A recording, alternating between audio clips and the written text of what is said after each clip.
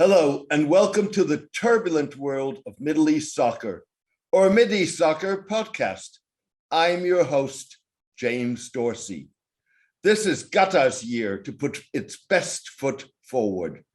A major producer of natural gas, the tiny Gulf state is under the magnifying glass as it enters the final phase of hosting the 2022 World Cup later this year, and emerges as a potential part of efforts to reduce European dependence on Russian energy.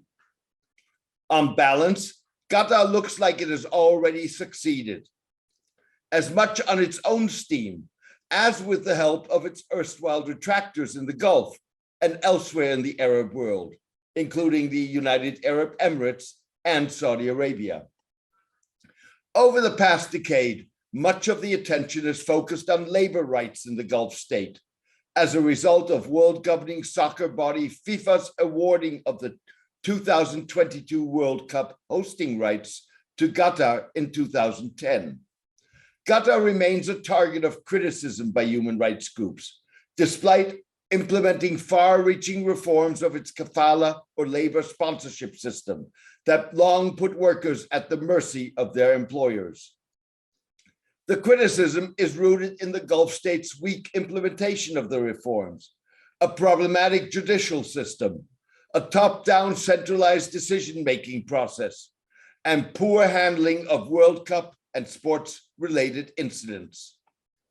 In the latest incident, the Guardian newspaper, a pillar of critical coverage of the Qatari World Cup, reported that migrant workers, a majority of the population, had collectively paid billions of dollars in illegal recruitment fees over the last decade. Qatar outlawed burdening migrant workers with recruitment fees as part of its reforms.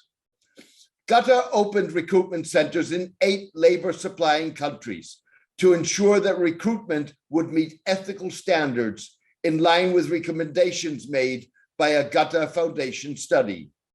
The centers have reduced the risk of employment terms in workers' contracts being unilaterally changed, but have been unable to curb the leveling of recruitment fees. To compensate for their inability, the Supreme Committee for Delivery and Legacy, the Qatari organizer of the World Cup, has obliged companies in contracts to repay the fees without workers having to provide proof of payment. Companies have so far pledged to repay roughly $28.5 million to some 49,000 workers, 22 million of which have already been paid out. It is a step the government could apply nationally with relative ease in an effort to demonstrate sincerity and more fundamentally counter the criticism. Similarly, in response to complaints raised by human rights groups and others, the government could also offer to compensate families of workers who die on construction sites. None of these measures would put a dent in Qatari budgets, but would earn the Gulf state immeasurable goodwill. The migrant workers injured or families of those who died in the build-up to the World Cup should be cared for, said Lisa Klaveness, the newly elected president of the Norwegian Football Federation, at this week's FIFA Congress in Doha. Mrs. Klaveness's stirring speech drew a fiery response from Supreme Committee Secretary General Hassan al-Thawadi. We're not seeking validation. Legacy is being delivered as we speak. We've showcased to the world what tournament hosting can do, Mr. al-Thawadi said. Nevertheless, Qatar hasn't done itself any favors with its handling of the case of Abdullah Abed, a Jordanian-Palestinian Supreme Committee communications executive who opposed putting a spin on a strike by migrant workers, including some assigned to World Cup-related projects. The workers were on strike because their salaries had not been paid. Mr. Abed was subsequently accused of leaking state secrets and awarding a social media tender to a Turkish bidder in return for Turkish citizenship. He asserts that he was forced to sign a confession and was initially refused access to a lawyer.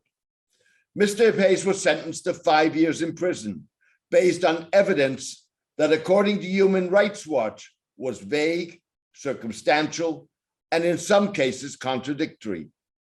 However, an appeals court subsequently reduced his sentence to 3 years in jail. In a statement, the Supreme Committee insisted that the allegations against Mr. Abed had merit. The committee contended that the assertion that the charges constitute retribution for raising matters pertaining to workers' welfare is absolutely false.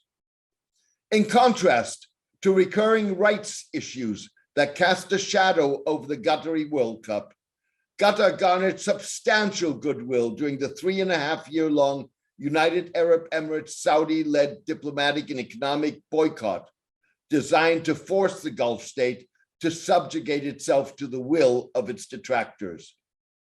Perceived as the underdog, confronted with demands that would have de facto deprived it of its independence, Qatar was lauded for its resilience and steadfastness that ultimately persuaded the UAE and Saudi Arabia to end the boycott in January 2021.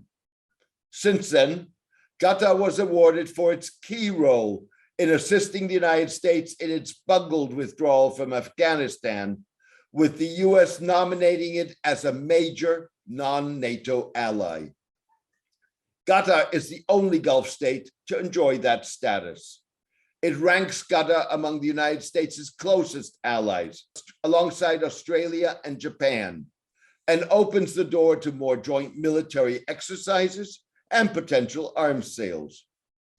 The nomination takes on added significance at a time that Gulf states worry about United States efforts to rejigger and reduce its security commitments in the region, and strike a deal with Iran on reviving the 2015 nuclear agreement that curbed the Islamic Republic's nuclear program.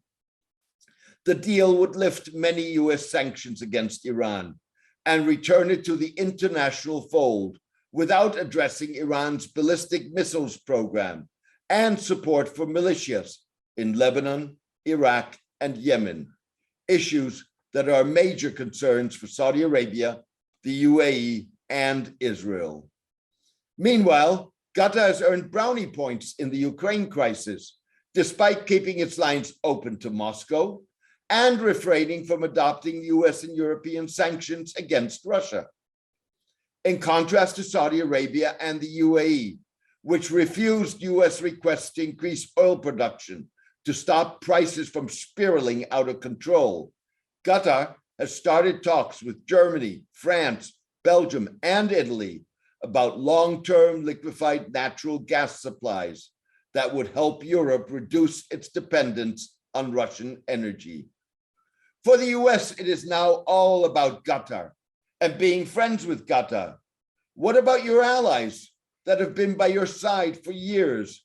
Complained a Saudi official, clearly upset that Qatar was succeeding where the kingdom had failed. The Qataris are in a unique spot as a trusted player to a spectrum of actors that is almost unparalleled, from the White House to the Taliban, to Iran, to European gas consumers, said Middle East scholar Adel Hamezia. All in all, Qatar has in many ways already put its best foot forward.